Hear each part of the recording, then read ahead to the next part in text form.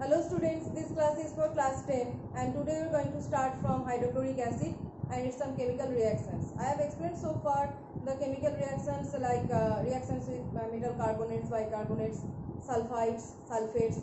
So today we are starting from the chemical reactions with metal sulfides. Okay, so chemical reactions.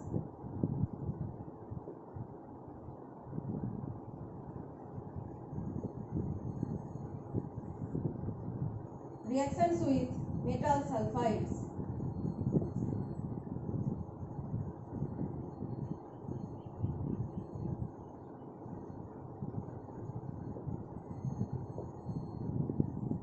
What is the general reaction? The general reaction is metal sulfide reacting with hydrochloric acid. Metal sulfide reacting with hydrochloric acid giving corresponding metal chloride. I have said that hydrochloric acid will always give the metal chloride at the major product, whatever the starting is, either it is sulfide, either it is carbonate, bicarbonate. One product will be obviously metal chloride. So metal chloride and hydrogen sulfide and hydrogen sulfide, that is H2S, metal chloride and hydrogen sulfide. So let's discuss an example. Suppose zinc sulfide, ZnS, zinc sulfide reacting with HCl, hydrochloric acid, giving ZnCl2, that is corresponding chloride, zinc chloride, and these two hydrogen and sulfur giving H2S. Okay. So what is next example? Suppose iron sulfide, FeS, iron sulfide reacting with hydrochloric acid giving FeCl2 plus H2S. So one zinc sulfide giving reacting with 2 HCl giving ZnCl2 and 1 H2S. This is reaction with hydrogen sulfide. Next is, you see that in HCl there exists this hydrogen, and due to the existence of this hydrogen it can act as a reducing agent. So next property is reducing property of hydrochloric acid.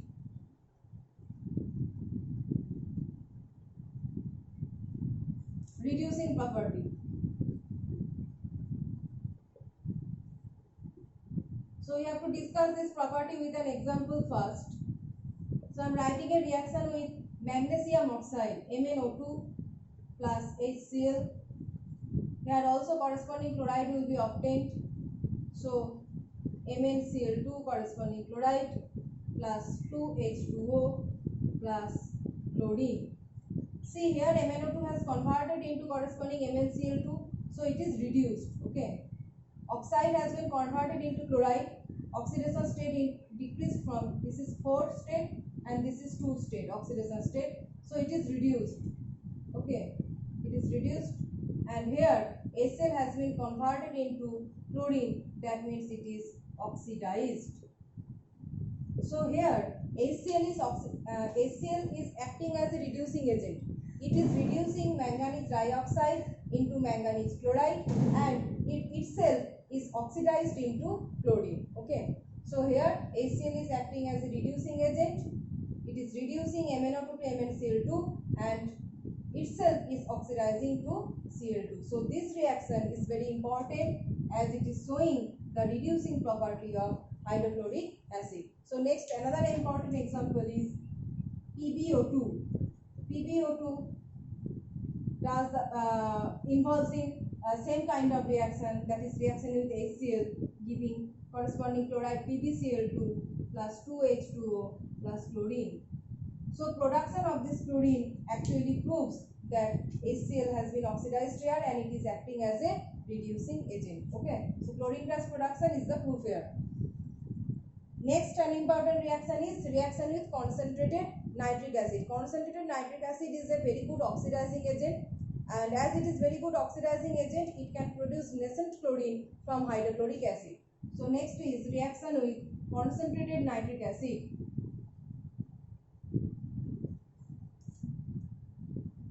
reaction with concentrated nitric acid. Concentrated nitric acid, I have said, this is very good oxidizing agent. This is very good oxidizing agent. So what is the reaction for the production of nascent chlorine? When 1 volume of hydrochloric acid, 3 volume of hydrochloric acid and 1 volume of nitric acid reacts, produces NaCl. This is known as nitrosyl chloride plus water plus 2 chlorine. Okay, so this combination is known as aqua regia. So this is for a short question for you. What is aqua regia? A mixture of 3 volume of hydrochloric acid and 1 volume of nitric acid is actually aqua regia. So aqua regia is very vigorous acid, it's very strong acid. Why? Due to the production of this nascent chlorine. Okay, so it is producing nitrosyl chloride, 2 water and 2 chlorine. This chlorine is known as nascent chlorine. Nascent chlorine. Okay, nascent chlorine means the stage just before the formation of chlorine atom. The stage just before the formation of chlorine gas. Okay, or chlorine atom. So this is very active state. Okay, this is nascent means this is very active state. As it is very active, this nascent chlorine, only aqua regia can convert noble metals to its corresponding chlorides. You know noble metals does not react like gold. Okay, it is very stable. It is a noble metal, so it does not react, but it only reacts when it is treated with aqua regia. When it is treated with aqua regia, due to the production of this nascent chlorine, it is very active. So only aqua regia, in aqua regia, this nascent chlorine can convert noble metals into its corresponding chlorides. Noble means it does not react with anything. It is very stable. But only in aqua regia, this nascent chlorine is able to convert noble metals to its corresponding chlorides. So what is 2 example of noble metals like gold and platinum? So whenever a noble metal, gold, noble metal, gold is reacting with this nascent chlorine, 3 nascent chlorine, it is reacting and giving corresponding gold chloride. Again, platinum reacting with 4 nascent chlorine and giving corresponding PtCl4, platinum chloride.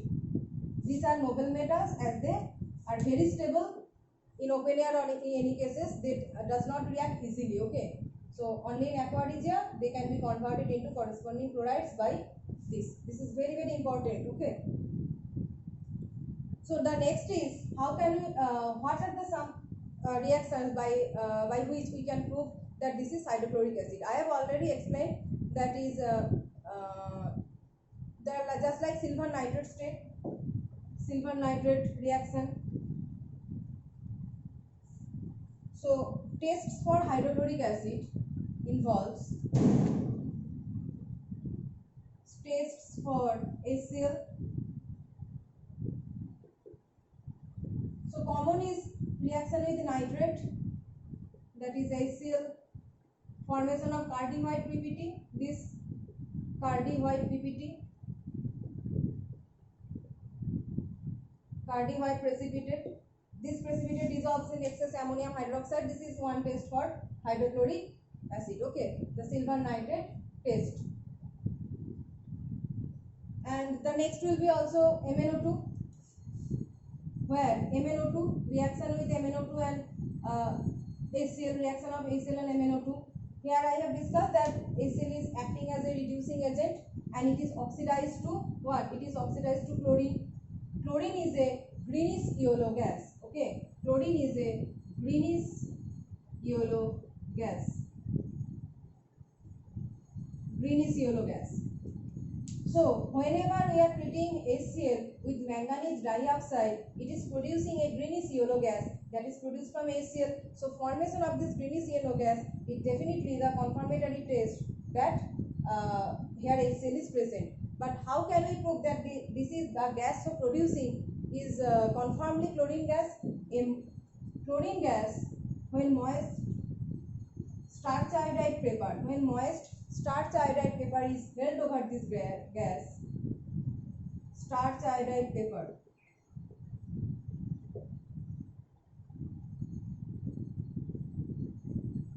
when moist starch iodide paper is held over this gas, what happens? The paper turns black. Okay, the paper turns blue black. Okay, so by this test we can prove that the produced gas is chlorine. So there are two steps. First, we are treating the acid with MnO2. It is producing a greenish yellow gas. We are suspecting that the gas is chlorine gas. Now how can we prove it? That we are treating that gas with moist starch iodide paper and the paper is converting into blue black. Okay, the paper is converting into blue black, and this indicates that the produced gas is definitely chlorine gas, and chlorine gas is coming from the HCl. Okay, so this is the confirmatory test for HCl. So the last point is HCl is highly soluble in water and it is acidic, and we have discussed these properties, but how can we prove it? We can prove it by fountain experiment. By fountain experiment. In this fountain experiment, there is a setup, that is a jar filled with HCl gas. Jar filled with HCl gas. Okay, and here is some water. Here is some water. Here litmus paper is blue. Now blue litmus paper is taken here. Okay, blue litmus paper is taken here in this water.